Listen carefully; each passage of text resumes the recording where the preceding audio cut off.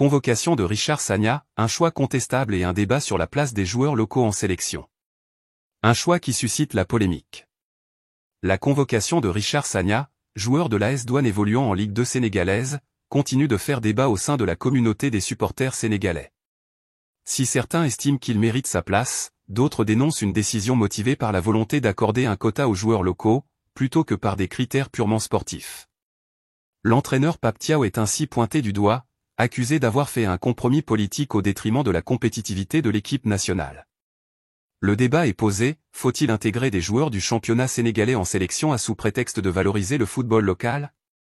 Ou faut-il uniquement appeler les meilleurs, peu importe leur origine? La question du mérite et de la valeur ajoutée.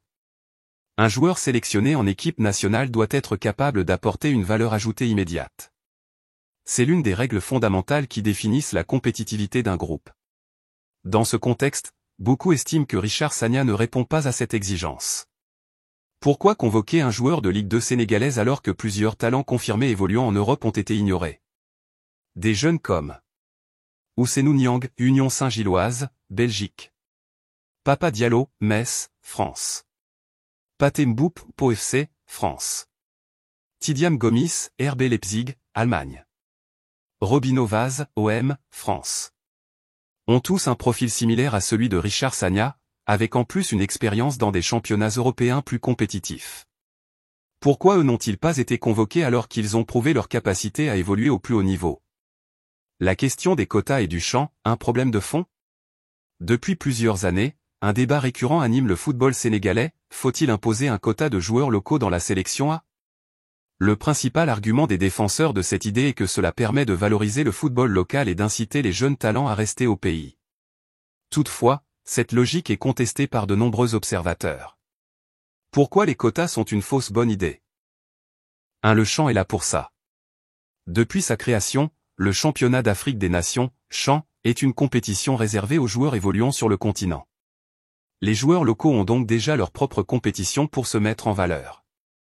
Si un joueur se démarque réellement, il pourra alors intégrer progressivement l'équipe A. C'est exactement ce qu'a fait Lamine Camara, qui a brillé au champ avant de rejoindre l'Europe et d'intégrer la sélection. Le Sénégal ne doit pas être un laboratoire d'essai. L'équipe nationale n'est pas un terrain d'expérimentation. Les places en sélection doivent être attribuées aux meilleurs joueurs du moment, et non selon des considérations politiques ou stratégiques. Les meilleurs joueurs locaux finissent par partir en Europe. Chaque année, des dizaines de jeunes issus du championnat sénégalais rejoignent des clubs européens. Ils ne sont pourtant pas convoqués en sélection immédiatement. Pourquoi alors privilégier un joueur qui n'a pas encore fait le saut vers l'Europe alors que ceux qui y évoluent déjà sont ignorés? Les Youths s'en méritaient-ils plus une convocation? Un autre point qui a beaucoup fait parler est l'absence de Leyouz San, latéral gauche du Toulouse FC. Avec les blessures de Jacob et d'El Hadj Malick Diouf, la logique aurait voulu que Leyouz San soit convoqué, d'autant plus que il évolue en Ligue 1 française, un championnat bien plus relevé. Il a déjà prouvé sa valeur avec l'équipe locale et mérite une chance. Il offre une meilleure alternative qu'Abdou Diallo, qui peine à s'imposer dans ce rôle.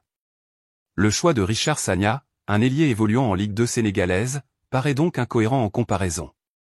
Il aurait été plus logique d'appeler Leyouz San, dont les performances et la progression justifient une convocation. La place d'Abdou Diallo en question. Un autre sujet connexe est la convocation d'Abdou Diallo, qui a été une surprise pour beaucoup. Si le joueur est talentueux, son niveau actuel n'est plus aussi impressionnant qu'avant. Sa présence pose problème, notamment en raison de ses lacunes sur le plan offensif lorsqu'il évolue comme latéral gauche. Leyouz San aurait pu offrir plus d'options à ce poste, permettant ainsi d'éviter un bricolage tactique avec Diallo. Encore une fois, la cohérence de certaines sélections est remise en question. Faut-il revoir la politique de sélection de Pape Thiaw?